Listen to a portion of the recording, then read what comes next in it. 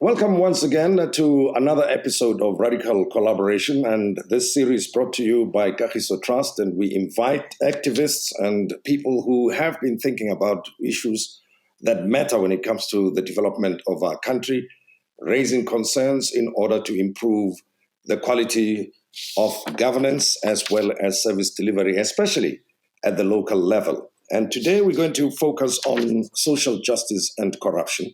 And my guests are Ms. Zukiswa Kota, who's the program manager at the Public Service Accountability Monitor. Zukiswa, thank you. Welcome.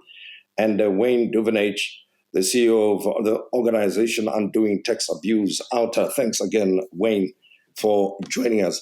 Zukiswa, right up front, let me start with you. We're talking about the concept of social justice, but I think a lot of South Africans, we make up of social justice what we will, but it means something specific, or it's got a particular connotation in the context of our constitution. Tell me more about that.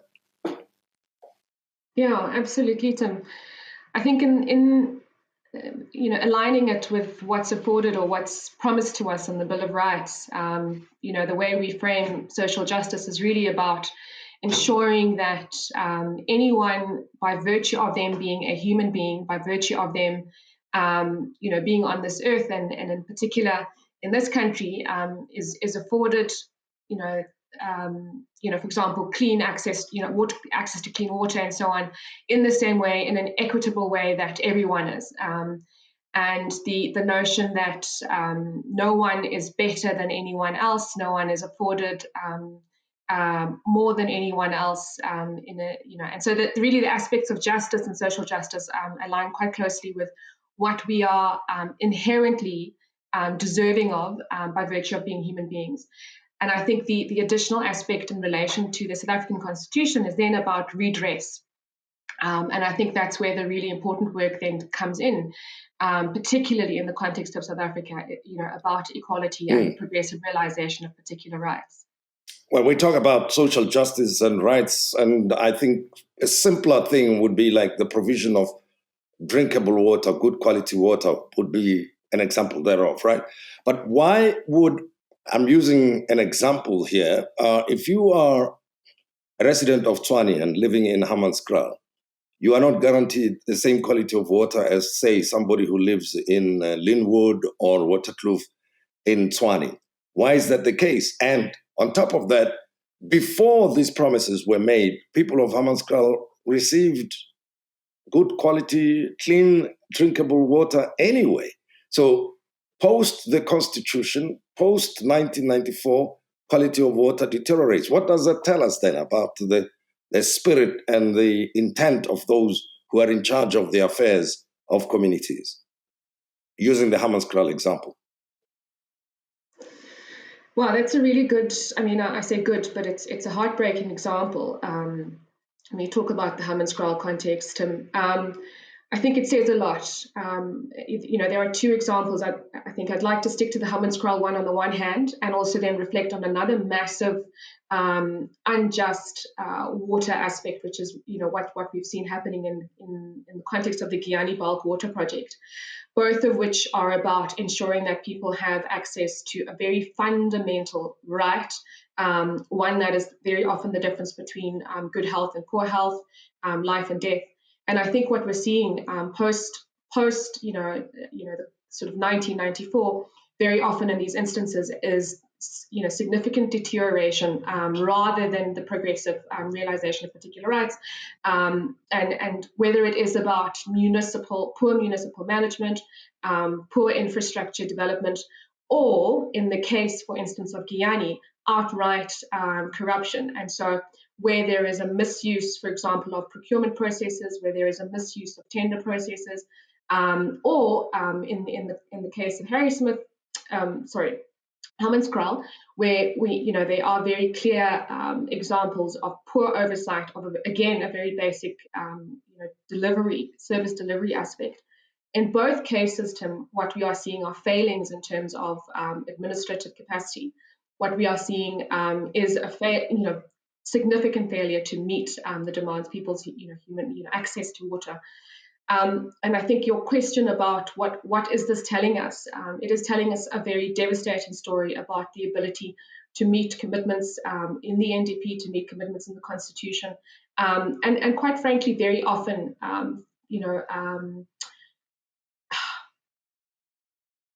failed political administration over and above whether it is financial issues or otherwise.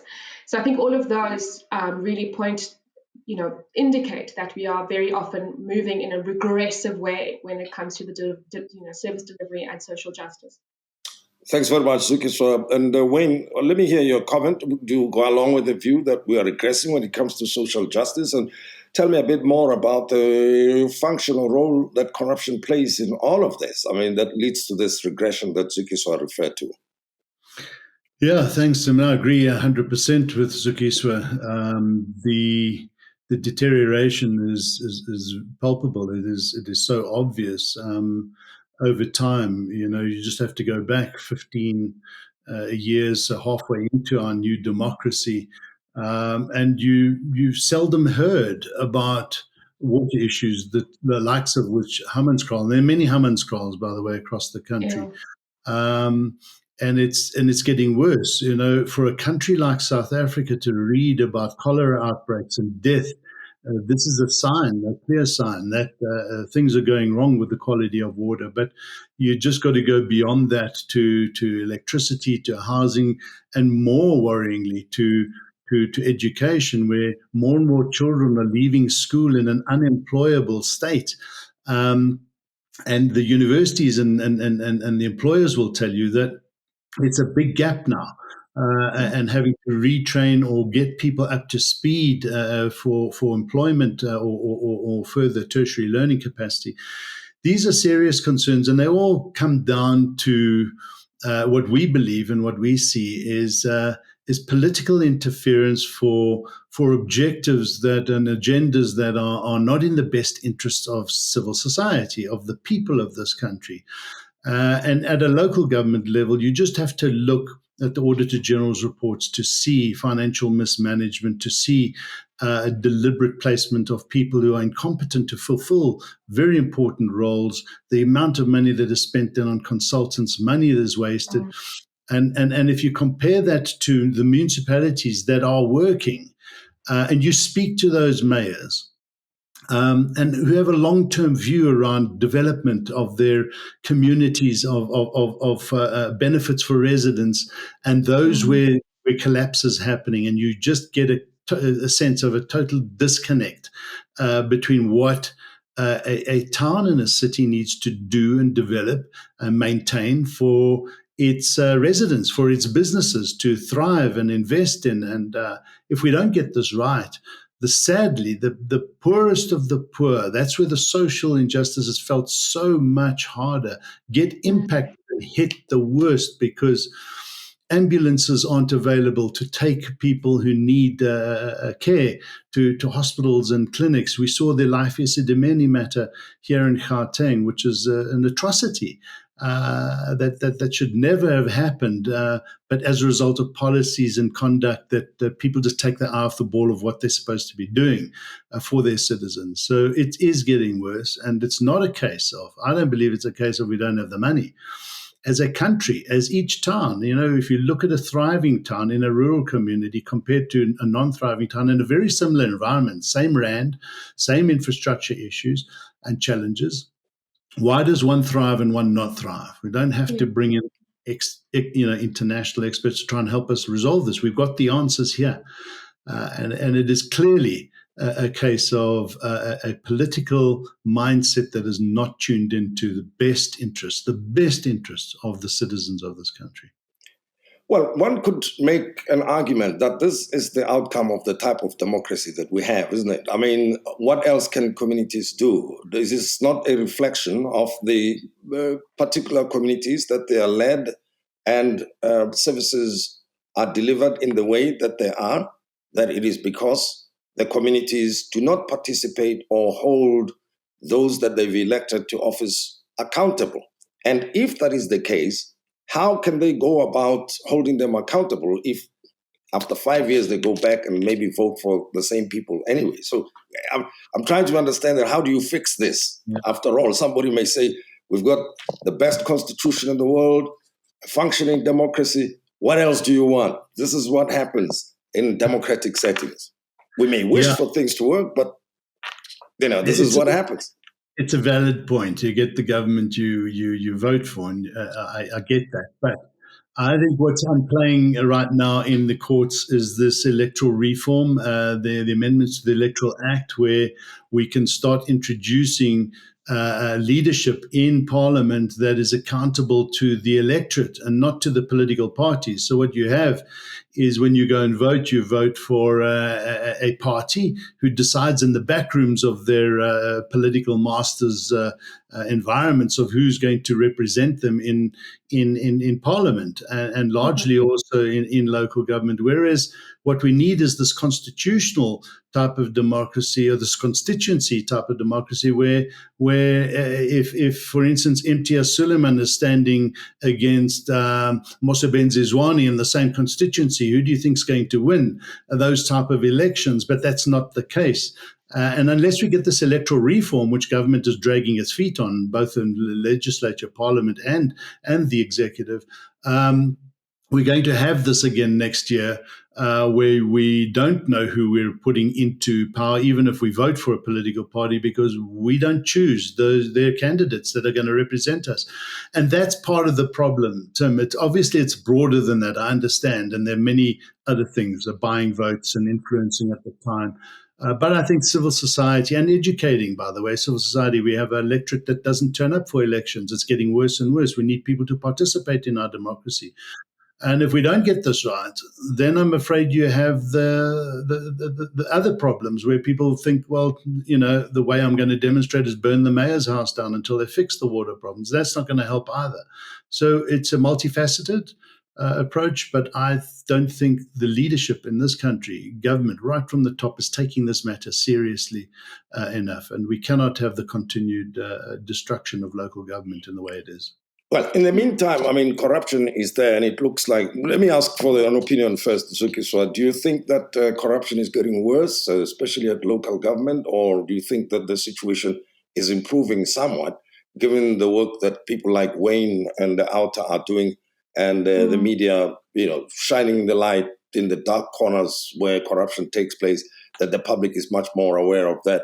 Does that mean it is reducing or increasing from your observations and experience at local government level?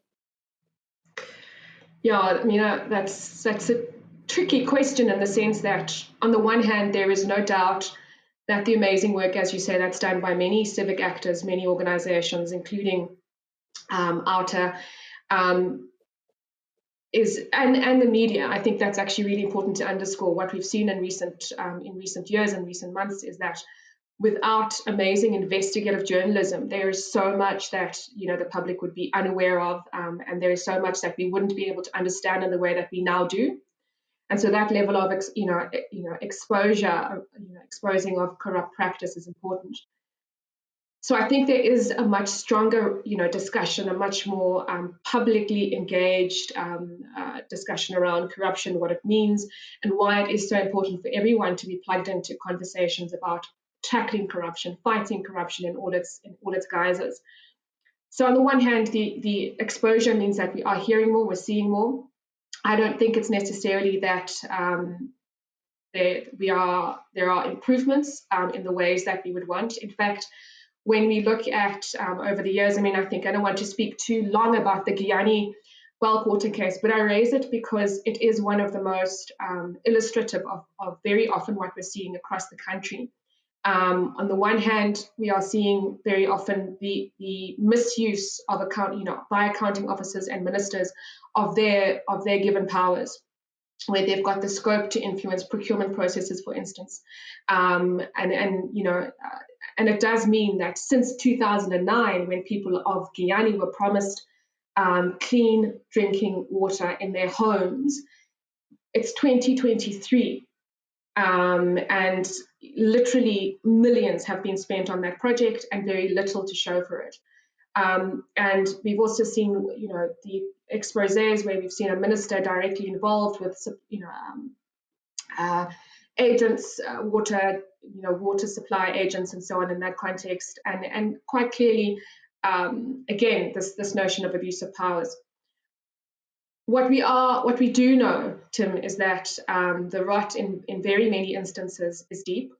What we do know is that the rot in terms of corruption has a direct impact on the delivery of services. What we also know, unfortunately, is that even where massive corruption is unveiled at the local government level, there simply is not enough that's being done in order either to take punitive action against those that are found to be misusing their office, whether it's municipal managers and all manner of people within the municipal context, or in fact, whether it's service providers who take advantage of a broken system, whether it's procurement or otherwise. Also, very little is done. And so what is encouraging, though, and I think coming back to the AG's work, what really is encouraging is this notion of the material irregularities, and that we might, and we're beginning to see some improvements in that, yes, there are revelations about corruption, and that's really very distressing. But that actually there seems to be some movement towards action, meaningful action, and action taken against those who are found to be in the wrong. The last aspect maybe to sort of speak to, which is maybe a bit of an encouraging one around reform, is that Wayne earlier spoke to the notion of participation and having civic action in a sense. And I think reform when it comes to procurement, and reform where when it comes to an eye on the budget process at the local government level, for instance, and participation of regular citizens. Those are two areas where people's voices, if they are taken into account in this democratic space, may well have the potential to change things. So if, for instance, we were able to, at the local government level, have greater participation in bid adjudication meetings, where people can say, hey, no, this isn't how it should be, even as observers, and there is an open process around awarding of tenders, where people do have to justify in open settings why this tender was awarded to this company and not this company. And I think if that aspect, and that's why I think one of the areas of important reform is the procurement bill, which is currently, or just actually been yesterday, again tabled. So that's a really important opportunity where, I think your question earlier, Tim, about, is it just when you vote, when it matters? This is one of those instances where direct engagement with political decisions, with administrative decisions that people can have is it's a vital opportunity. Alongside that is the electoral reform question, which of course there are, we've seen in Makanda, for instance, sort of increasing contestation and wider kind of voices in the space. Of course, the outcomes, it's a different thing. But I think where we are seeing greater reform and the opportunity for more between, to be done and more voice in the spaces of those 5 years, the 5-year electoral system or period, I think there's some hope there. But again, the question is about reform and the extent to which there is a willingness to see that reform happen. Sure. And thanks, Zukiswa. I mean, I agree with you, but it sounds like we need rules and they have to come from somewhere, those rules, right? The reforms that you're referring to. But what can communities do in the meantime, to put a stop to what is going on that is wrong, that impairs the delivery of services and that in the process entrenches corruption? Are people that powerless, Wayne, you think? Is there anything that individual communities can do at local government level? Yeah, they can. There's a lot they can do. And I think right there in Makanda, where Zukiswa is a good example of how the unemployed community or the unemployed people's movement worked with the resident associations and gathered sufficient evidence and took the council to court and won and had a court ruling that they needed to be disbanded. New elections needed to happen. That is the type of active citizenry we need. We need to expose the corruption, and again, the free press is fantastic, but we need to utilize it, but in a constructive manner. Because when you get the evidence of the failings of local government and the corruption and the mismanagement of funds and financials, then you can start holding them to account. It takes effort, though. It takes time. It takes money, because court cases are not cheap. But that's where society and businesses and in these towns need to band together, work collectively, network through their various business and resident associations to formulate cases and to go and hold these errant councillors to account. And it can be done, and it's been done in a number of towns, but we need to do more of it. And then going even further forward is to start doing the repairs yourself. We're seeing this in a lot of towns. It's not the best way to go about it, but you can start doing it. And then with the court's approval, if you get the court orders, go and attach goods from the municipality or get them to pay for those services, whether it's fixing potholes, wastewater treatment plants, whatever it is. Now, this is active citizenry that is extremely heightened. This is the type, and unfortunately, the type of active citizenry that we're going to be seeing more and more of in those towns that are collapsing because of mismanagement. And I'm afraid you can't sit back and do nothing anymore. Citizens and businesses, and here it's a call out to business, get more involved and support your active communities in doing this in a constructive and responsible manner so that we can go and hold people to account. That's what it all comes down to, accountability. COGTA is not doing enough in holding their errant municipal authorities to account for the collapse of these wastewater treatment plants and so much more. Sure. And last word to you, Zukiswa, briefly. What else can the communities do to correct what is wrong, and cite an example or two, if you know of any, where people have turned things around? Yeah. Thanks, Tim. So, I definitely agree with Wayne around that aspect of direct engagement. One example, I think the Makanda example is a really good one that's been raised. Another is, and it's, one in which Kagiso Trust, for instance, has been involved in, it is around multi-stakeholder collaboration. And again, coming back this way to this particular municipality, where there is the involvement, there's what's called the Makanda Circle of Unity. And the idea really is to say, identify different skills, identify different sectors, and sort of collaborate around particular service delivery or administrative issue or public administration issues. So the one, kind of intervention has been around making it, an attempt to sort of a positive approach of co-creation, in essence, around how do we potentially change the way things are happening? Is it that, we need greater involvement of, academics in the context of OUTA and doing some water research, which is actually happening in the context of Makanda, and supporting the municipality where very clearly there are failings and where very clearly there are capacity constraints in that regard. So that's one aspect. So the formulation of multi-stakeholder civic bodies involving co-creation with municipal actors is an important opportunity. And in the past, we've had some really positive input from councillors. We've had positive input from the erstwhile executive mayor and municipal manager to an extent. But of course, there again, I think the politics, we cannot ignore it.